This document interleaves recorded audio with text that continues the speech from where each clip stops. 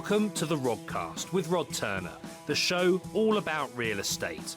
We discuss everything that affects asset-backed businesses, investments, and go deep into the details with some of the best in the business.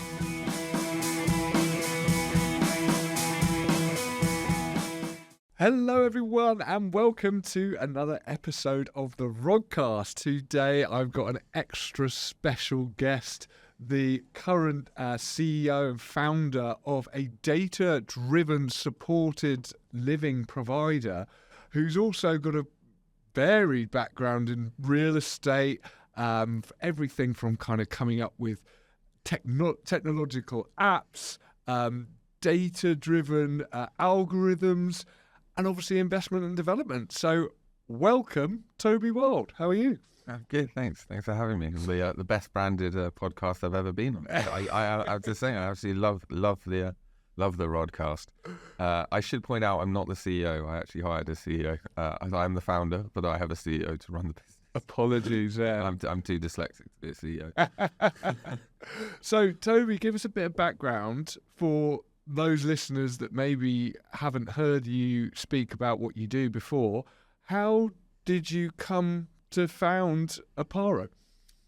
It's a long story. I'm 20 years in real estate now, believe it or not. If you count we were working on building sites at the age of 12, it's nearly 25. But I come from a third generation real estate family. So my family was the Milne Group, which was at its peak owned like WH Doors and H&E Engineers. It had the first real estate fund in the UK, on the first 7 licensed real estate funds. They called Oxford Residential Properties in the 80s. So I was brought up around a construction family. Unfortunately, we lost that business in the 90s in the crash of them. So I've seen the peaks and troughs of entrepreneurialism. But I never really thought I could do anything else. I love bricks and mortar. I'm running an investment house now, and my favourite day is actually my site days, which is actually what I'm doing after this. I'm going to pay a site foreman and go and check out one of my developments in Brixton, which is, best days for me. I love getting down there. But I had a boutique lettings and management business. We managed about 1,200 beds, all students, so total nightmare. Total nightmare. Landlords who don't want to do any work, and students who just want to party and not pay rent, having to call up guarantors and telling them they owed us money. It was just a really horrible business. But I made a lot of money at the time before they banned letting fees. Then their business just went away overnight almost. But I got involved in my family business trying to do new build developments, which was really what my dad focused on. My dad focused on new build developments, social housing, universities, schools, hospitals. If it's ugly and it's Oxfordshire, it's us. We were accused by the newspapers of building the Berlin Wall of Oxford. I actually have that newspaper cutting still on my wall in my office. It's listed now, believe it or not. So I was telling everyone that yesterday. I couldn't really do any deals at the time because it's so hard to find land that's stacked up, even for PRS. It's in about 2014-15. A guy came to me with the idea of a full service history for your home, much akin to when you buy a used car. So you could find all the data in one place. So we built out the first centralized property data platform in the UK called Spriff.com. I was a founding partner of that, and launched at the same time as Land Insight. It was a comparable product to that, but it was much more geared at small-time developers, landlords, and mostly estate agents. So it powers things like On the Market now, and it's used by a lot of estate agents, and it's still an ongoing business doing very well for itself. But I pivoted from that to found the first algorithm-driven real estate investment company to look for opportunities below market value or at market value, because everything was going well above at the time from what I could see. It's always a weird thing, isn't it? It's like below market value. It's like half the time you don't need market value, below market value, you just need market value. Yeah. Especially in an up market. And I got sick of arguing with estate agents who tell me, oh, you're not factoring in the 5% inflation into your developer's margin. And I said, of course I'm not, because I want to stay solvent. We launched Aparo, which was the first centralized data platform, which was the first algorithm-driven real estate investment company, which I suppose most people these days would call AI. So we launched that we started work on it years ago, but we launched it in 2019. And and we've just been going from there. And what is it does now? What is Aparo? Aparo is a group of companies that does technology, i.e. Sourcing of internal opportunities. So our technology is only for us. We don't sell it. I've got no interest in selling property data anymore. I've man is the problem, no man, no problem. I'm having lots of customers. All they do is call you all the time, and it's a real nightmare. Which they have the right to. They're paying me, so you can't complain. But I just realised I don't want to deal with it anymore. But what we do is we use algorithms to identify off-market opportunities, i.e. through financial vulnerability. So to over a 90% accuracy level, we can flag corporate insolvency about 6 months before it happens.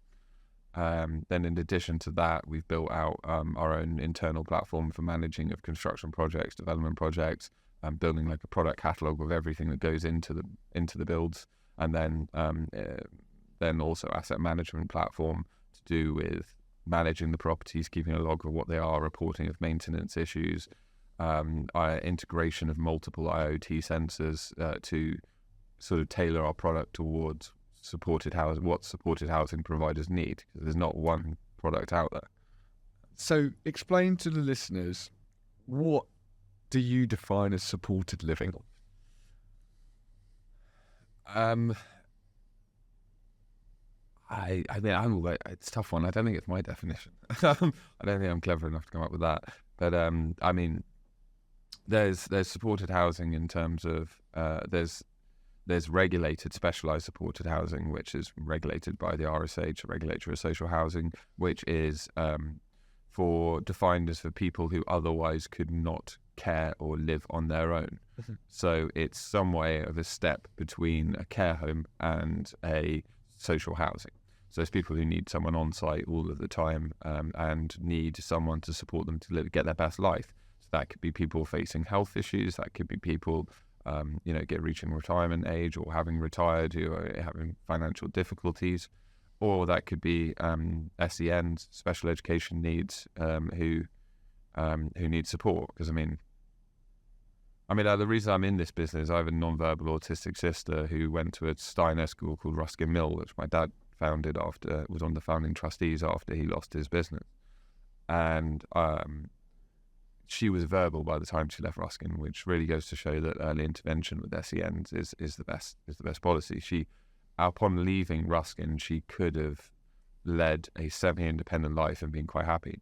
Unfortunately, there was nothing in the community to help her with that light touch, to give that sense of independence. It's either a full-time care home where it's quite easy to regress because you're not given that sense of responsibility and independence, or it's on your own where you're not going to be able to cope. Yeah. So she's getting on for 50 now, my sister. So we're talking a while ago. Thank God the world's changed since. It absolutely have, because as you know, I'm involved in this space as well with my daughter who's got similar needs, and it has come on an awful long way, which terrifies me because I feel that it's still in the dark ages. So I just feel I think it's amazing what you've done and why you've gone into this, and it's having that passion and purpose that has driven you to kind of create these things, and I think that's so important in business, isn't it? It's to have that underlying purpose to drive you and to motivate you to do something that really does impact people's lives. So all credit to you on that. In terms of the supported living then that you are currently providing and are looking to provide more of, run us through what that is, what it looks like in terms of investment, in terms of the product, and in terms of where.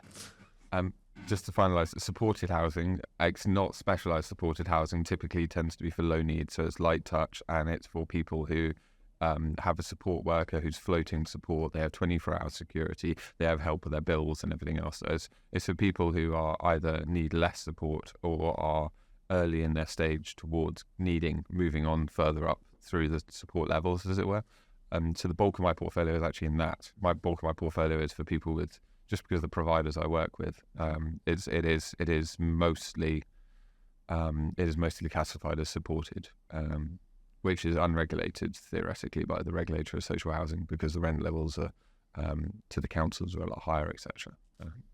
So, and sorry, can you repeat your question? Sorry, I still think I'm panicking. I took so long on the first one, I didn't actually. Well, no, see what the second one is. it's really what I'm kind of getting at is, should we discuss the different types of supported living, which you've kind of gone into there with the regulated, unregulated support needs like touch. So we're talking about anything from, well, the regulated stuff is where you tend to have someone living on site to help support those needs. And the unregulated ones is where you tend to have a support worker coming to visit to help support the needs rather than being 24 hours on site. So the regulatory thing is a really important thing for me, because theoretically it's unregulated, or certainly the RSH doesn't want to regulate it because it's quite a big space, and it's a little bit like the Wild West, and they'll be trying to clean up the Wild West is my assumption. They've never told me that. I'm not quoting them or anything, but I mean, logic dictates that to my brain. But I only work with registered and regulated not-for-profit providers of social housing. I'm actually of the viewpoint that almost all landlords at this stage, PRS landlords, should be regulated by someone. There should be some as a kind of overarching regulatory body, just because, Rachmanism is all too common, unfortunately. I mean, the government's trying to take actions to protect private landlords these days, aren't they? But yeah, I mean, I've been on the management side. I know how bad a job that people do. In terms of my business, it's what drives me or motivates me is actually the tenant, the resident, not tenant, the resident, and the outcomes they get, getting to meet them, hearing their stories. I really enjoy that side of my business. And I don't compromise on quality or size of units. My average unit size is about 21 square meters, which is, I think probably industry leading, to be honest with you, compared to a lot of other people do. They're doing like 6 to 12 square meter units. They expect people to live in self-contained studios almost at 6 to 12 square meters full time, which is... And these are all self-contained studios, aren't they? They're all self-contained, or they have exclusive use kitchens or bathrooms. Yeah. They have to have, and the councils and the providers, bear in mind the need profile of the residents who you work with, they want them to have that independence. And also you don't typically want mingling of residents, because then it becomes the management of the building, and the antisocial problems can come really out of control for them. So it is about having enough space and enough quality to live in. Bear in mind, supported housing, that the tenant's only meant to be there 6 to 24 months, because it could be someone who's come from a position of homelessness, who's the motivation for them is to get them into employment or education and move them on, which is a really important factor. I'm more interested in the outcomes than I am making profit. And how do you measure the outcomes? I mean, we're early days into this. We're only a couple of years or 3 years into this investment strategy now. I can measure the outcomes. I'm measuring the technology I have will still be measuring the outcomes by proxy anyway, because all the technology we built is a gift to housing associations. It is.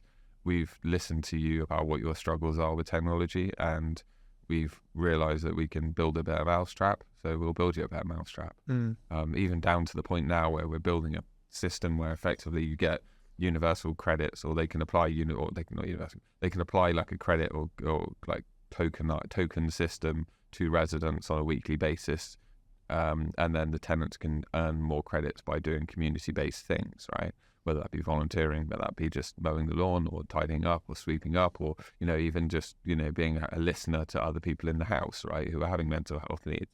So effectively, they can redeem those credits within the providers' arsenal for food, for digital and the digital food bank, or they could convert it to travel, things like that. I'm really working on like that community place building. So of that, I should actually be able to monitor a little bit more the outcomes for people, where they move on to, what they're doing, because it also could be used as a platform for finding move-on accommodation. And you mentioned that you got kind of each unit self-contained, 21 square meters. What's the use classes of these properties, and is that a difficulty? it is a difficulty. It is a difficulty because there is currently no use class for supported housing in the UK, and it is a niche and it needs its own recognition, right? Because you've got like care homes, which would be C2, you've got residential C3, and then there's C3B. Then also, obviously, sui generis, which is kind of anything that sits outside of other known use classes as well. And C4. Then you also have C1, which I was trying to have a passionate debate the other day about with my planner. Shout out to Charlie Rose with city planning. I love him. He's a naysayer. He argues with me all the whole time, which is what I need. And the job of the people around me is just to say no to me most of the time. It's the only way you stay solvent, I think. Just tell me I'm being a lunatic. If I can convince everyone around me, then it's a good thing to do. But it's a tough one. Look, you have to remember you're there at the invite of the councils, right? Or I am. I don't go. I'm not deal driven. I'm community driven. So when a council comes to me and says, "Toby, we want 100 units. Can you bring us a provider?" Then I start looking at the providers I have, and we start looking at who's ultimately the best match, and then we start looking for assets. Typically, we condense down, so we'll have, certain, like for instance, in Lambeth, we've got 36 beds within a 3-minute walk of each other, across 4 different sites, and then in Croydon, we've got 30 beds within a 4-minute walk of each other. We've got another 40 beds within like a 10-minute walk of each other, and within a 5-minute walk of each other, about another 30, 29, I think. So we like to hit areas and condense them, not to ghettoise, but we like to have 6 to 10 unit schemes, all within walking distance of each other. It makes the support workers' lives easier, makes the development construction easier. But in terms of that, you have to look at it on a case-by-case basis. C3B is too small for us, really. 6 units, 6 units. We did some of those C3B schemes with communal spaces because you have to retain communal for them because they have to live together as one household. I've done some of them, which are specifically for survivors of domestic abuse. So with that profile of clients, you need to have small units. Otherwise, it can, if it becomes well known in the community what it is, then it becomes easier to find for partners trying to track people down to, I have had that before where I've heard of, one of our buildings getting the door kicked in for a partner to go and beat up his ex-girlfriend and things like that. And you're just like, it's they were put in the wrong type of house. So it's quite a large one, in fairness. But not by me. But I'm not a provider. I really should stress that. I care about the providers, and I am, diveri ne priveri, as they say. I trust but verify. But yeah, planning is a real tough one. Typically sui generis with a lot of exclusive use. So you have to go outside to the kitchen. Yeah. Always bathrooms inside. I've never done an external bathroom, but kitchens. Sometimes you have to go outside, and that's just to make it compliant from a planning point of view. But we work well with planners. We try and work with the local community. Sometimes it backfires. We've got 355 objections on one scheme from a neighbour, and lying neighbour who wanted the backhander, and I told him I don't do that kind of thing. So he literally went and got 355 people to object to me. I'm like, you couldn't write that, could you? But you still got the planning. I still got it, yeah. And even the councillor who put in the objection, I think he changed his mind by the end, because we really are there to benefit the community. Yeah. And you mentioned providers. How do you work out who is a good provider and who is not? Because this sector is very much fast growing. And you mentioned the Wild West, and it could be likened to the Wild West in terms of what's happening. We've seen kind of home REIT and having a huge fallout from that. So you are seeing kind of people are jittery about the sector because bad things have happened in it. So what are some of the things that you look for in a provider? We should come back to that because I have lots of opinions on that. And lots of stories of what's happened to my mates in the space. So I sometimes feel like the last man standing from that time.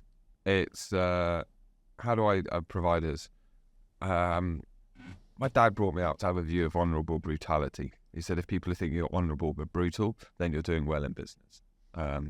So yeah, I have a reputation for talking quite directly and for saying what I think and not letting people take the piss.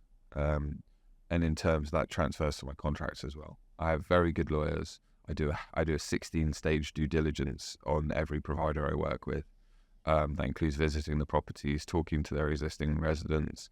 That includes accounts, regulatory notices. If they've 40 or 50, I think 40 out of the 70 lease-based providers have regulatory notices. Wow. But it's I think I can't remember the exact numbers. So they did give it to me once I said, but it's a lot. That doesn't mean that they're a bad provider. It's just, financially it's tough to make it work, and people are jittery on the space because of long leases and not at the appropriate rent levels, capping leasing, the index links. But I made mistakes.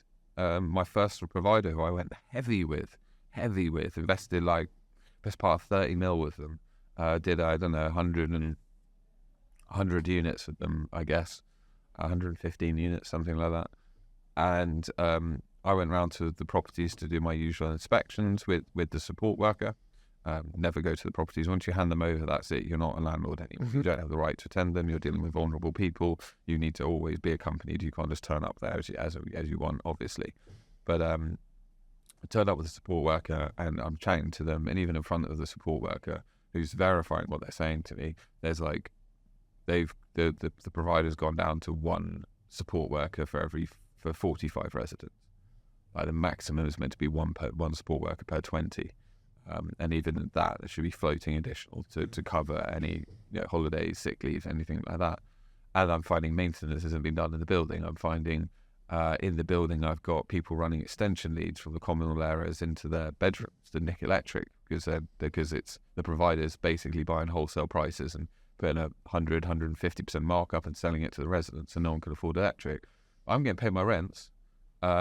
This is about 3 months after home rate. So I materially breached that provider for cause and took back the entire portfolio from them to go and deal with the council, deal with new providers, try and transfer them over, stabilise electricity, put a load of money into reinvesting into the maintenance that hadn't been done. So I've made mistakes. I'm not, and it is tough. Even when you're working with registered providers, it is tough. And you've talked about the leases there.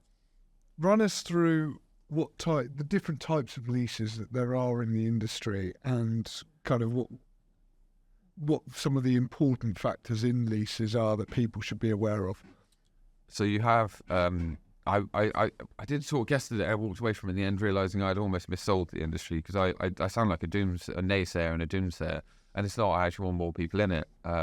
I don't view people in it as competitors, and that's why I'm happy to sit up here and give up all the trade secrets when it comes to this. Not relating to the technology, I won't give out any secrets there. But in terms of the supported housing, I read a lot of documents. I think I have a good understanding of it all, and I want more and more people in it. So if you're a private small landlord who's got an HMO or a block of flats and you want to do this, then please, by all means, do it. But don't think you're going to do it with providing poor quality housing or housing just good enough for vulnerable people or homeless people. You have to provide more. All of our units got sprinkler systems, fire, smoke and heat detectors. You have you put a lot of capex into the buildings. I'm probably putting in two to 2.5 times what your average HMO landlord would put into a PR professional, but of course because they're durable. So if you're a private landlord and want to do this, and you want to do it, and you want to earn the maximum amount of income, and you want to actually have some social good, then 5 to 10 year IRI leases are considered acceptable, and they're considered acceptable at the LHA rate. Mm-hmm. So you can take that. So IRR is internal repairing and insuring. So not full. And just explain the difference between that and maybe a full repairing. So an IRI lease, ultimately, as a landlord, you can give a 5 or 10 year IRI lease, because ultimately, if you hand over a building that you should know the roof will be okay for 5 years. You know it's not going to subside for 5 years, and ultimately, it's not acceptable to expect a provider to invest in new stuff when they've only been there for 5 years. Mm-hmm. Bear in mind the average lifespan of a roof, or or average time you need to repoint a building. It's just unacceptable. Yeah. So you're still responsible for the fabric of the building. Yeah. typically not the gardens. You're excluding gardens from it. That you shouldn't be there mowing the lawns, but you should be taking care of all of the superstructure and any connections, utilities, things like that. Not paying the bills, but Sure. yeah, if you have to change the drains for some reason or whatever, then that's on you. But that's acceptable. And that's acceptable 100% of LHA because it's a short-term lease. The liabilities are less, and typically the council contracts are 5 to 7 years anyway. So that would be seen as acceptable. Then there's the FRI lease basis, which we are working. This tends to be more institutional grade because you can sell the income strips, so you can get a 25-year lease. There are people who have historically done index linked, so CPI or RPI, and they've done FRI 25 years with no break clauses. The regulator hates that. They've written a whole policy on it, a whole published paper. Why do they hate that?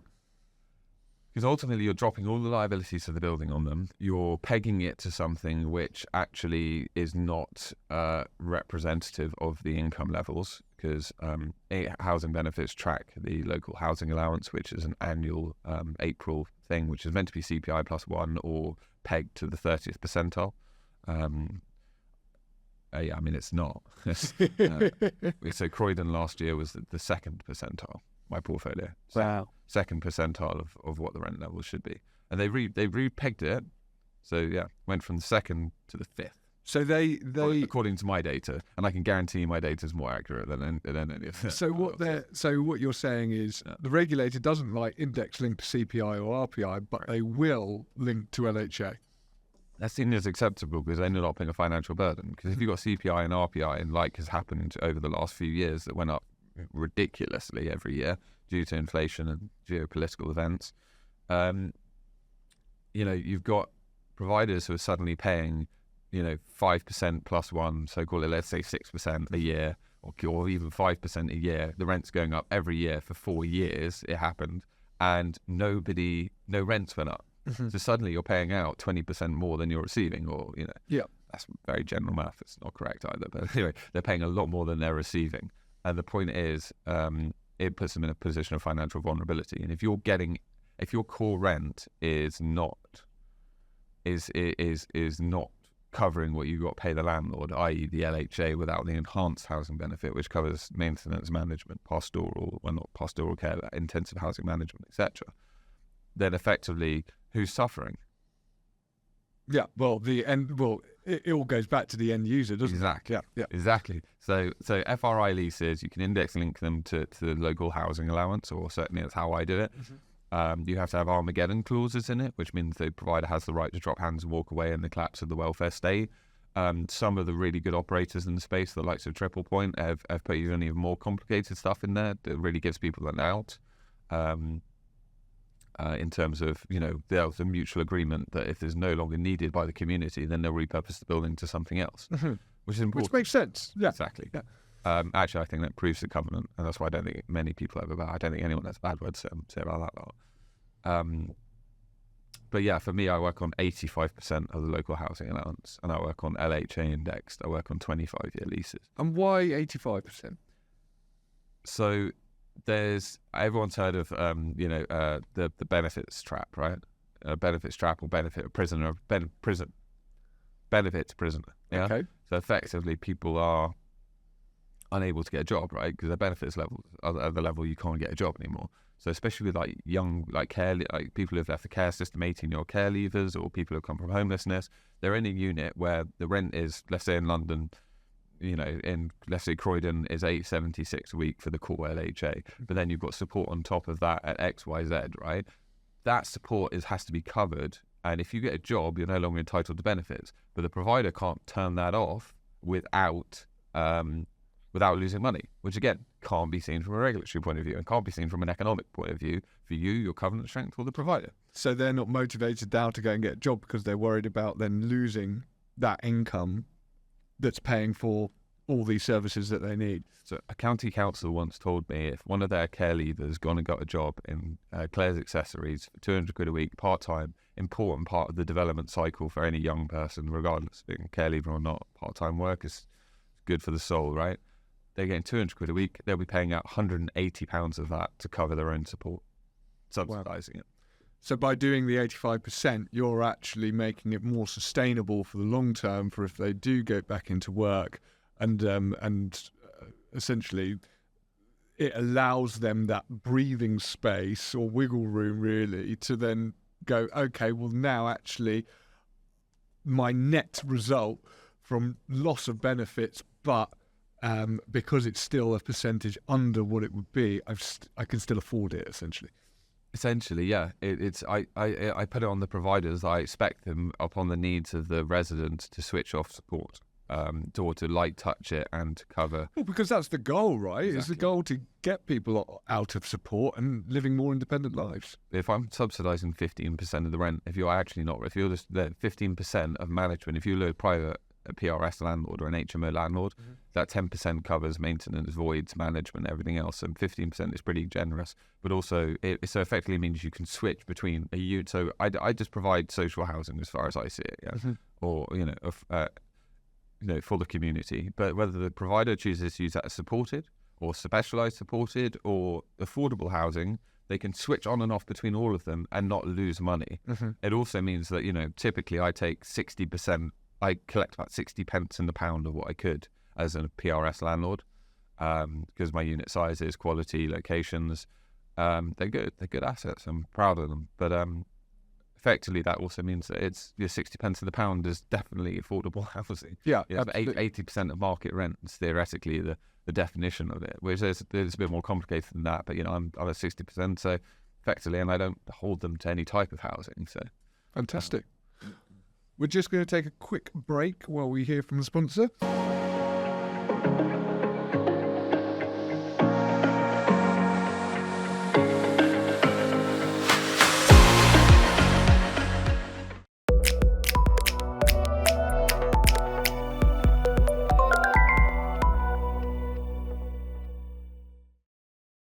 So, with the 80% below LHA, 80% below market. Right? Below market is affordable. Talk to me in terms of ongoing long-term income streams and valuing that, because typically with a long lease, FRI lease, if I'm looking at valuing that, I might be going, well, that's going up with LHA, and I might look at a blended rate over that 25-year term and then value it from that. Is that what's happening? We're getting straight to the heart of the matter. Why there's been problems in the space, right? Yeah. There's various different valuation methods, and you need to consider what is the profile of use, right? If you're an unregulated provider of some social housing, regardless of corporation specificity, anyway, most of them are CICs. But if you're an unregulated provider, you have no covenant strength. You have, there's one I'm working with right now. I'm talking about. He's got £250 million turnover. So, and a quarter of that is in reserves. So they've got a balance sheet to back it up. They got a balance sheet, but also I still won't work with them without a registered provider, because that's my personal standards. If you're, as I said, you have to be registered. So even when I'm looking at working with them, there still has to be a counterparty lessee who is a registered provider. But ultimately, that is unregulated. It is there's no government backing. There's no government support for it. Right? The government pay for it. I don't dispute that element. But all this bullshit on social media you see from people saying there is guaranteed, government backed bullshit. Yeah. Bullshit. And the problem is, and that's exactly what exactly what the issue with Home REIT was. Most of their kit was unregulated providers. And that's fine. I think they went into it with some noble ideals. They're feeders. I don't think the feeder people to them. I think a lot of them didn't. They just wanted to stand and deliver. Well, they saw these enhanced rents and then unfortunately didn't deliver any of the things that are meant to be done in terms of evidencing the support needed for those enhanced rents. Do you mean a roof to the house? I know that there was houses without roofs. Some real bad players. Yeah. But that's anyway. Home REIT is ultimately an aggregator. But what I take umbrage with, and what the Viceroy report stated very clearly, is actually the valuation methods they use. And you have multiple ways of valuing these. And as you correctly pointed out yesterday, there's some FTSE listed providers out there who you will get a down valuation for having them because they house asylum seekers, for instance, so you can't get mortgages. And then the lenders who will lend to them won't lend to the high levels, or it's because they have a bad reputation, or whatever. But you get down value, you get bricks and mortar or less, or VP value or less. VP value often is more than the current value, because they'll look at it and go, well, actually, if I've got to repossess this property, if it's currently got this lease still linked with it, it's worth less. I've got less buyers that can buy it with that covenant in there than if it was vacant, which I think is a trap lots of people who go into it fall into. Yeah, totally. It's never been the space I've looked to get into, to be honest. And I've been around some of the buildings managed by some of the larger players, and I almost bought one of them, and it's it is what it is.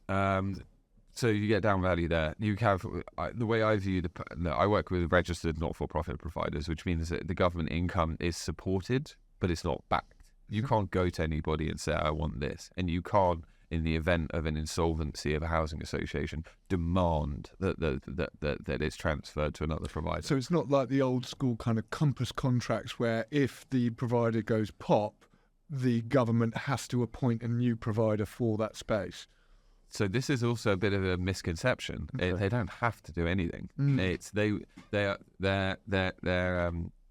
do you know what's so nice for me not to be me speaking once? And my ADHD, usually I'm making all the noise. I'm managing to sit here, folded, try not to move for once. It's the stillest you'll ever see me because I'm paranoid. It's such a professional environment. Like, honestly, I'll be spilling drinks all over the place by now usually. No worries. There's a bit of a misconception. The goal is always from the RSH, from my understanding of what the rules say, to keep affordable housing in there, right?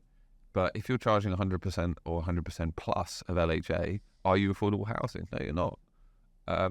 But ultimately, they've published if you look on their website last month, they published a clarification on this as well, because I think they're sick of people. And I think they're probably sick of getting cold calls from people saying, what do I do? And I'm like, well, with nothing to do with us, I imagine. They're pretty helpful people. I actually have a lot of respect for them, the work they do. There's a misnomer. But ultimately, the number one priority is to protect investment into the space. And the number two is to protect residents. Interesting order of priorities, isn't it? It is, but ultimately, if you care about two, then you should care about one, right? Ultimately, and obviously, you can't. That's the thing, right? It's like cutting off the finger to save the arm. If you have to protect private investment, right? Because income strips, as you rightly alluded to, and going back to valuation method, which is government supported, works on an income basis. So you work on a yield base. So typically, I'm getting a valuation from Rick's Valuers in London on my assets of 6 to 7%. On average, as long as the spread between market rent is not too high, which as long as I evidence it's not. Anywhere from 6 to 7, depending on what mood the value is in that day. But you do have to go with proper valuers as well. Mum and pop shops, they don't know anything about it. I've had some absolutely valuations where I'm just like, guy, honestly, I don't know what you studied, but anyway, whatever. You just have to explain it. I have to meet every valuer, and I insist on meeting every valuer now because there's always questions. And also, I've got all the comms to back it up. I've sold assets at auction for less than 6% with my leases in place where I've had to sell them. And there's been sales. There's public listing on the RNS of the stock market for triple point selling stuff at 5.5%, for instance. Anyway, 6% rent-based value, so you use a multiple of that. Then effectively, you can take an income that you can create a bond or a structured note or a private placement. Again, I'm not a specialist. My CFO's done 10 billion of these bonds, so he knows what he's talking about. But effectively, you can sell the future income, and then you've got a bullet repayment at the end, or you can have index-linked ones, which actually ties into what we do with the new build stuff, where we raised 500 million to do new build social housing a couple of years ago with a partner, a structured product partner. And effectively, that was government-backed income because it was only leasing directly to local authorities. There is a mechanism then for the local authorities and intervention by the DWP. So when you're actually leasing directly to government, it's government-backed. And anything else is sort of or not. And I imagine that is reflected in the yield-based valuation that you'd end up getting for something like that. Yeah, I mean that was at that time.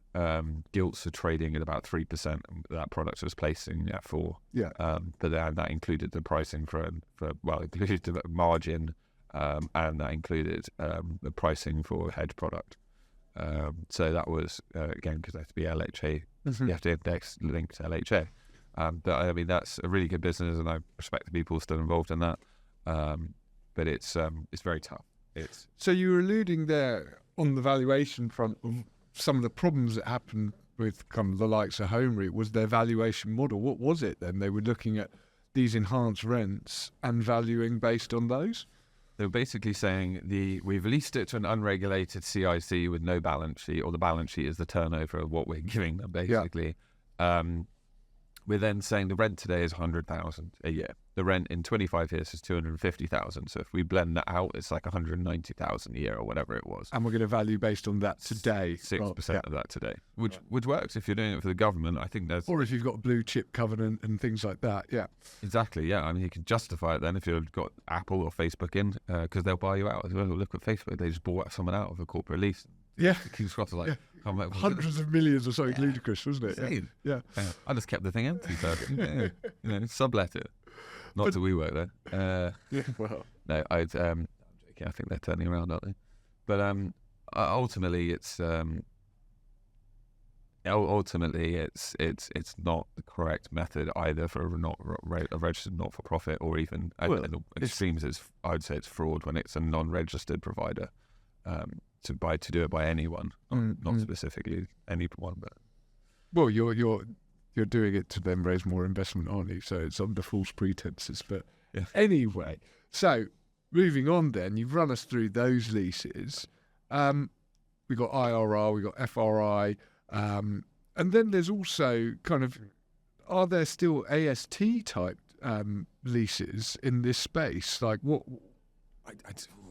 I don't think you can lease it to. I don't think you can lease an AST to a provider, can you? Because it would fall. No, it would have to be licenses, wouldn't it? So the provider then. Sorry, I'm talking about them from the provider to the tenant. It will either be on an AST or a license, but ASTs bring an issue.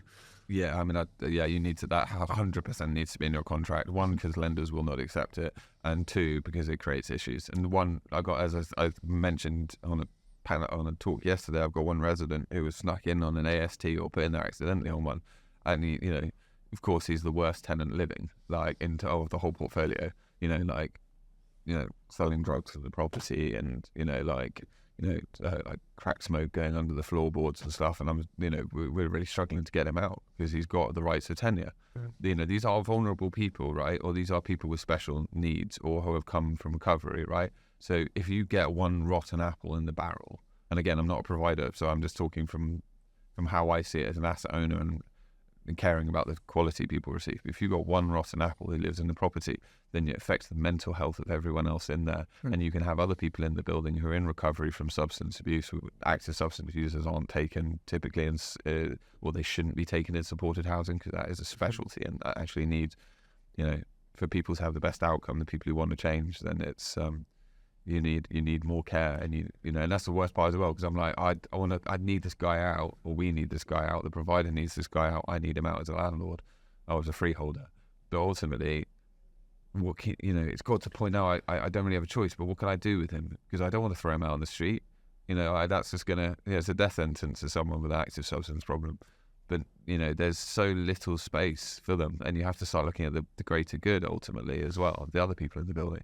And it's a real tough moral decision that you have to make ultimately, what it boils down to. But if you have a license, then you can throw them out with a day's notice, and ultimately you can get a bit more intervention. But when everyone knows that you're going to take 6 months to evict them through the courts, no one does anything to help.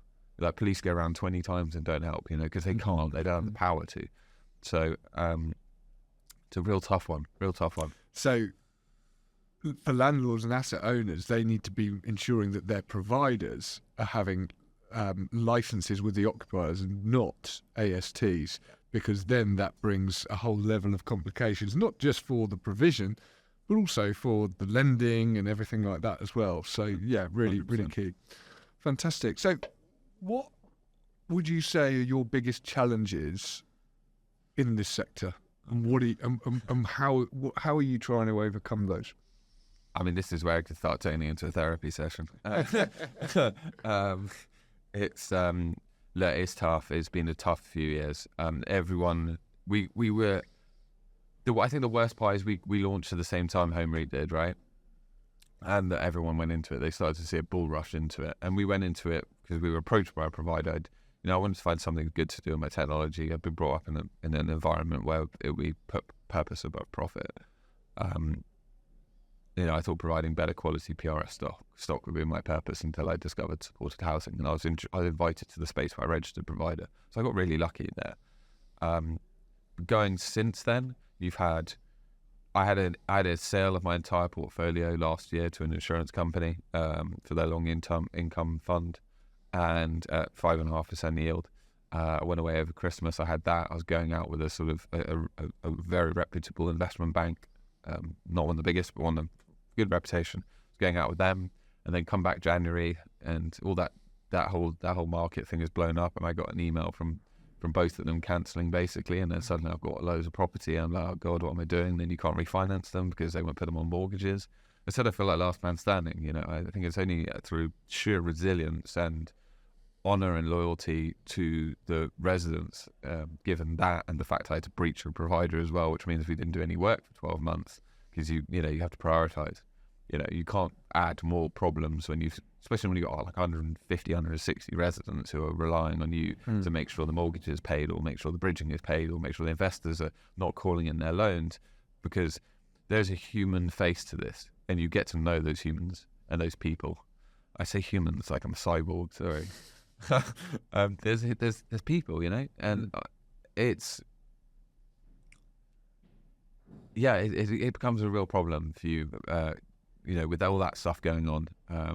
Finance was a problem, misconceptions about the space. I've been on a roadshow with investment banks, with funds, with private equity houses, with everyone trying to actually re-educate them. I wrote a 21-page thesis to all of our potential investors highlighting why we are not bandits, and why actually this is a good investment if done correctly, and if people actually bother to do the research. No one did research. Everyone just piled into the space without knowing anything about it, and just taking the word of like a flyer. And it's like, that's not how it works. Like, I'm really surprised. And bear in mind how hard I found it to raise money, or have found it raise money for supported housing over the years. I just can't understand how lots of these cowboys did it so well.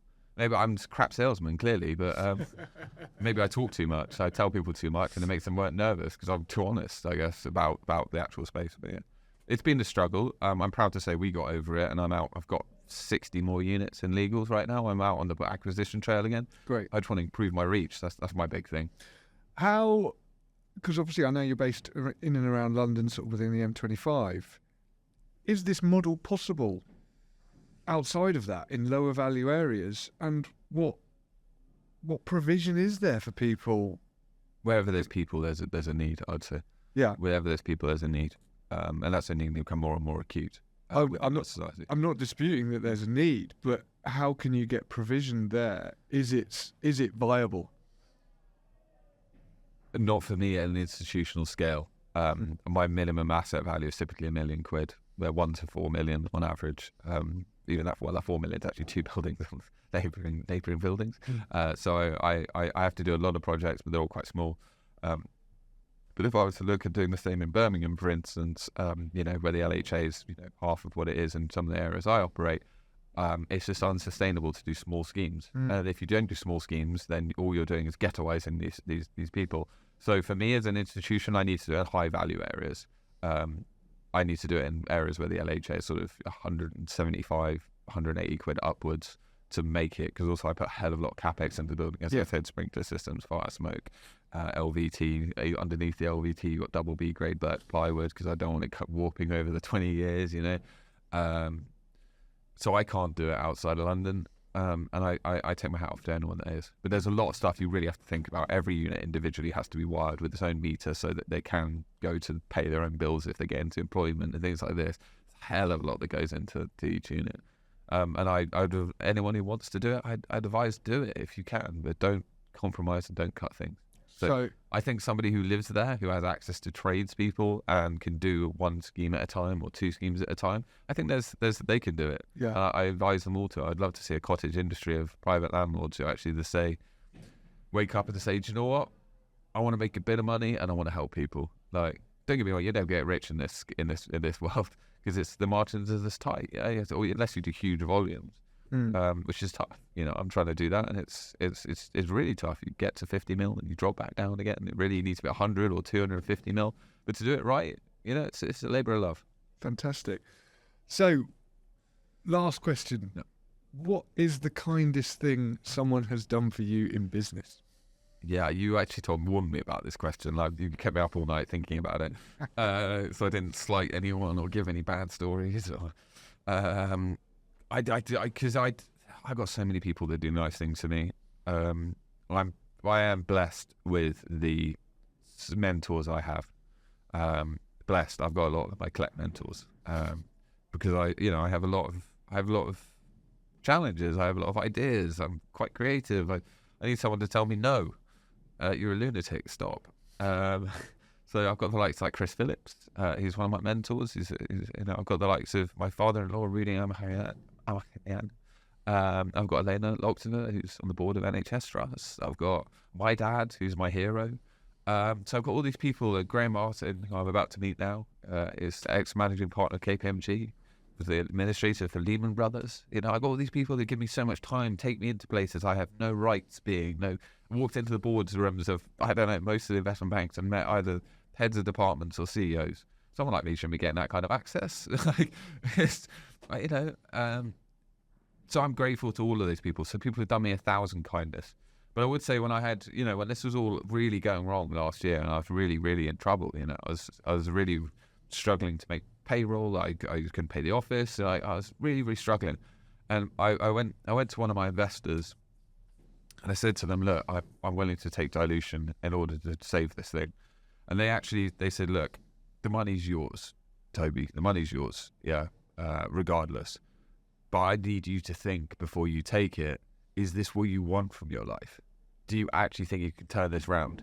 Do you think that this is the right business? Because I'll put the money into this if you think you can turn it around, and I will save it or help you save it. If this is actually what's going to make you happy. But if you don't think it is, there is no shame in saying, this has been a shit show. Everything that could go wrong has gone wrong against me at that point. And he goes, so it's your choice. What do you want to do? I chose to stay. I chose to take the money. I chose to pay the staff and pay the offices and work towards a solution. The very fact that he knew I was desperate, didn't scout me or gouge me on shares either. He was very fair. The fact he gave me the choice to walk away despite being my biggest external shareholder and saying he'd still support me to do something else if I wanted. That is the kind of thing I think anyone's ever done for me. And then it became my choice. Am I going to stay here? And plow through this, making a lot of personal sacrifice, Like I gave up my own flat, my missus and I live together in one of our supported units currently. I'm loving it. We're moving actually back into a flat now because things have turned around, but it got really tough. But the fact he gave me that choice, do I walk away and just wind it up, sell all the assets, pay off all the investors and just try and move forward, or do I stay and fight? That's the kindest thing. That the fact he didn't make me beg. And the fact that he actually said to me, regardless if it's this business or something else, I'll support you, but I want you to be happy. That's the kindest thing. Awesome. Love it. Toby, thanks so much for coming and chatting to me today. It's always great fun talking to you. Loads and loads of insight, and I always learn something, so thanks a lot. Too much honesty, probably. Thank you so much for having me.